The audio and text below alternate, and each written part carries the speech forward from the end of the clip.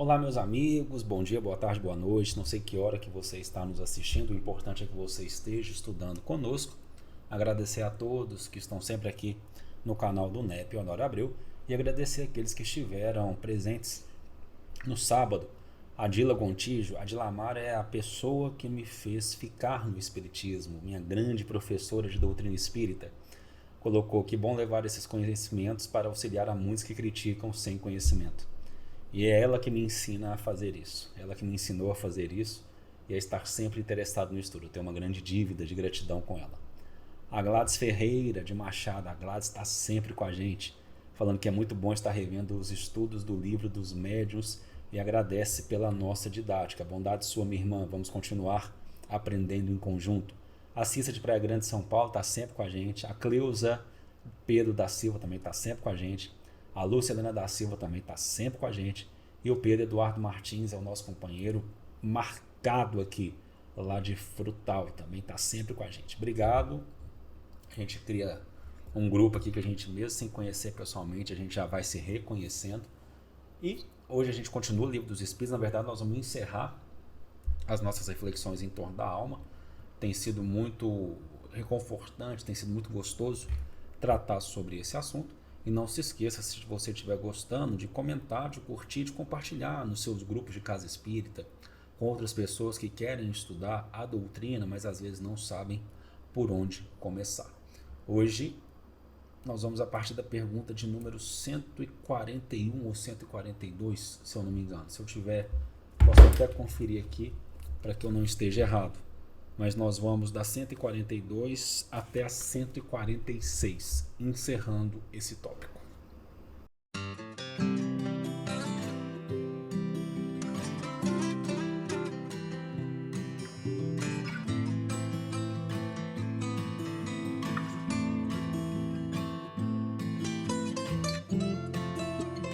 Pois bem, meus amigos, continuando as nossas reflexões em torno de O Livro dos Espíritos, nós estamos no seu livro segundo, capítulo segundo, falando sobre a encarnação dos espíritos, especificamente na questão da alma. São muitas perguntas, nós já estamos reflexionando aqui por 2 ou 3 semanas, e hoje, iniciando no questionamento de número 142, onde Allan Kardec indaga a espiritualidade.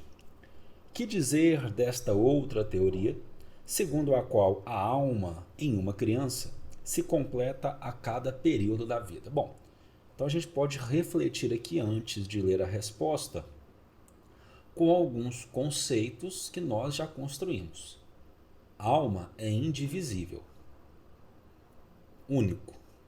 Partindo desse pressuposto, considerando alma e espírito encarnado, espírito, individualidade, espírito indivisível, talvez a gente já consiga, por lógica, por dedução, responder a esse questionamento.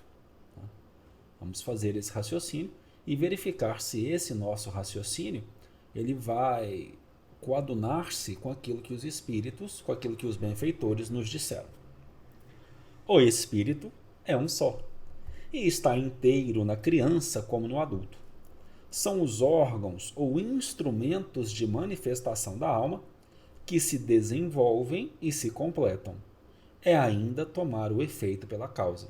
E os órgãos desenvolvendo-se e se completando permitem com que o espírito encarnado, que estamos chamando alma, possa se manifestar de forma mais plena dentro daquilo que a matéria lhe permite e também consoante os desafios reencarnatórios propostos pela própria individualidade. Pergunta de número 143.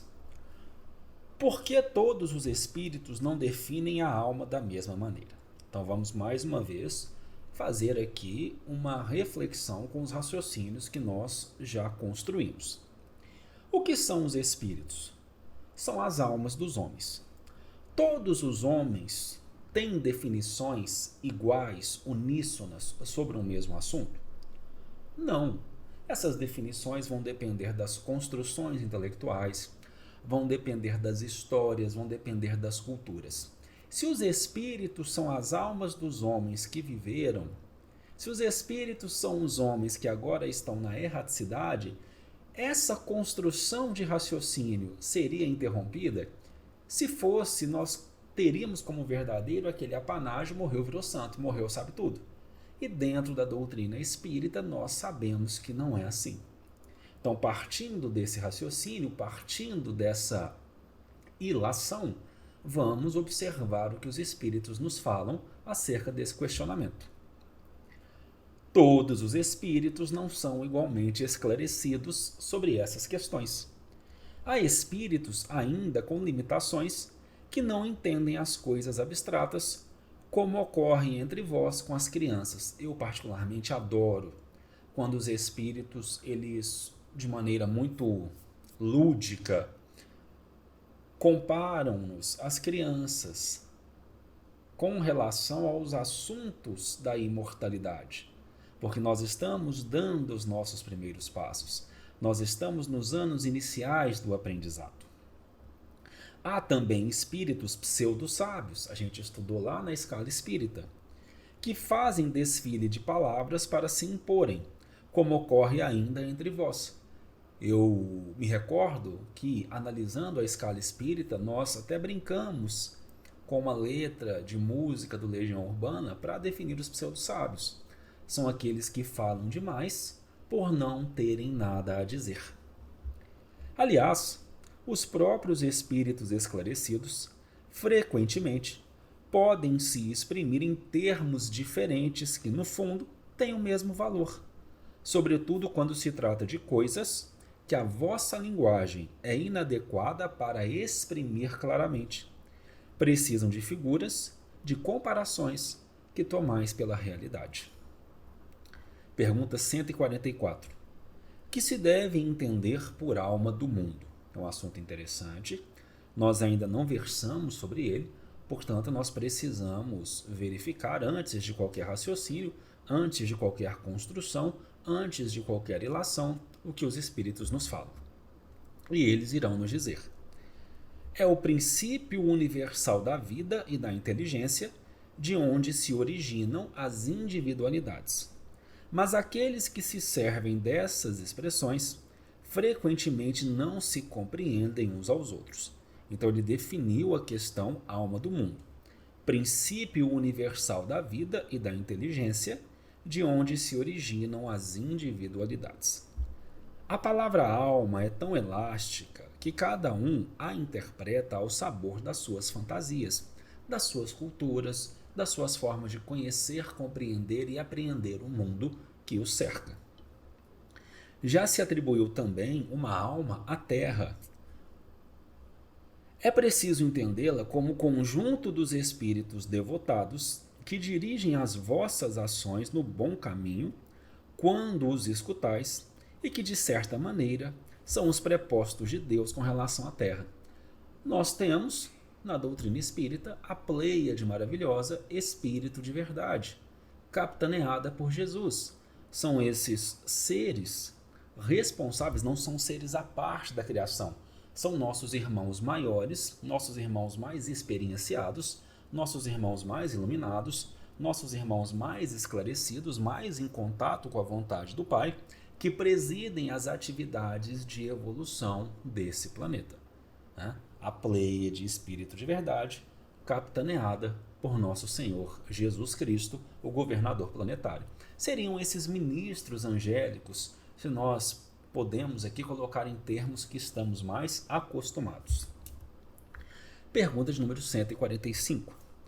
Como se explica que tantos filósofos antigos e modernos tenham discutido tanto tempo sobre a ciência psicológica sem terem alcançado a verdade? Acho que aqui nós não precisamos nem construir muito. Essa construção, ela é com o tempo.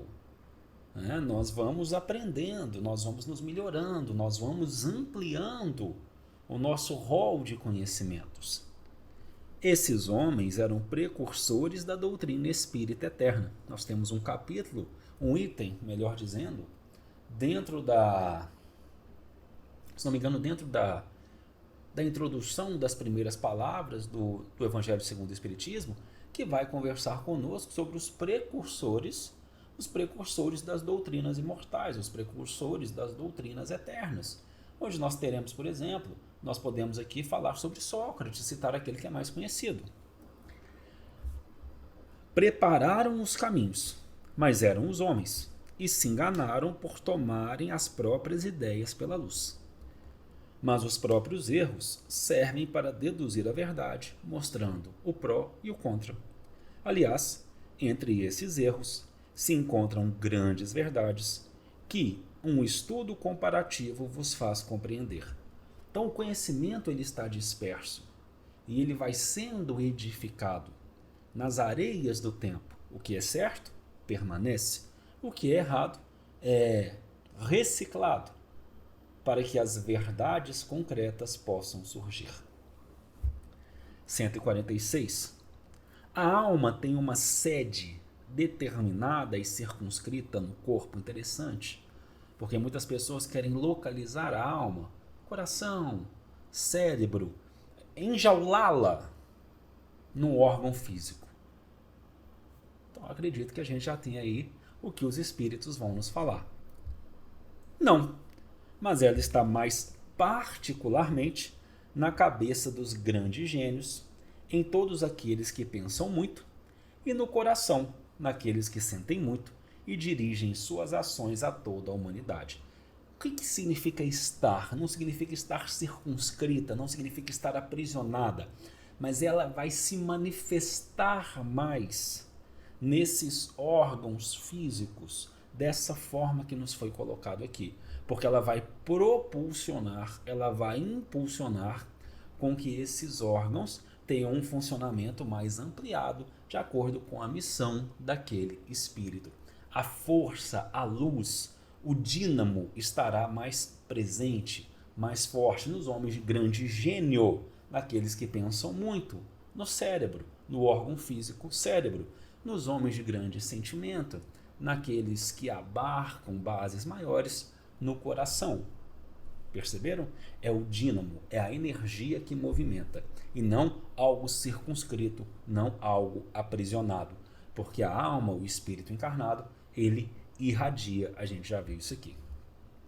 E encerrando as reflexões sobre o assunto, questionamento de número 146A. Que pensar da opinião daqueles que situam a alma num centro vital? Complemento. Quer dizer que o espírito habita de preferência essa parte do vosso organismo, uma vez que é para lá que convergem todas as sensações. Mas nós estamos falando não do habitar, repetimos, aprisionado, mas do dínamo de forças e de energias que ali está mais concentrado. Aqueles que a situam no que consideram como centro da vitalidade, confundem-na com um fluido ou princípio vital. Contudo, pode-se dizer que a sede da alma está mais particularmente nos órgãos que servem às manifestações intelectuais e morais. Ficou muito bem explicado, ficou muito bem esmiuçado, até porque já havíamos discorrido e falado sobre isso. Paramos, encerramos a questão da alma, espero que tenha sido muito frutífero para todos nós. Na semana posterior, nós iremos começar a questão do materialismo. Hoje é o dia 19 de outubro, onde nós estamos gravando esse estudo, e a partir do próximo estudo nós iniciaremos a questão do materialismo, questionamento de números 147, 148 e complemento de Allan Kardec. Não se esqueça, se você está gostando deste estudo, por favor, compartilhe com seus grupos das casas espíritas, compartilhe com outras pessoas que querem conhecer um pouco mais a Consoladora Doutrina e vamos juntos alargando o nosso conhecimento. Até o nosso próximo encontro, que seja dentro em breve.